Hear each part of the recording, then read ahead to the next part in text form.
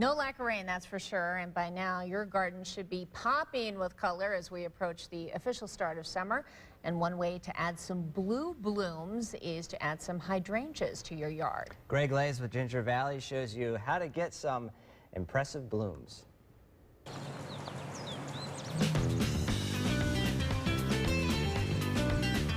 Greg Leyes here, folks, in Ginger Valley's nursery. Here I am under our shade cloth, and obviously anything that we have under shade needs the shade.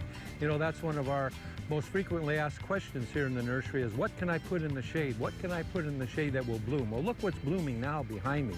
These beautiful, beautiful endless summer hydrangeas. They're purple. Over my right shoulder here, you're going to see that we've got the rhododendron, all those beautiful pink. These are all flowering shrubs that need shade. Anywhere from 6 hours of shade up to about 7 hours of shade, so they must have shade.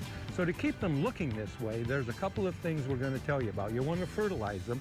This is an evergreen and holly food. This is also for hydrangeas, rhododendrons, and azaleas. They're listed on the label, but this is probably more important. I have some sphagnum peat moss here.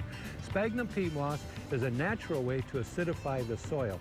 It adds acid to the soil. These are acid-loving plants. So when you plant them, work the sphagnum peat moss into the planting hole.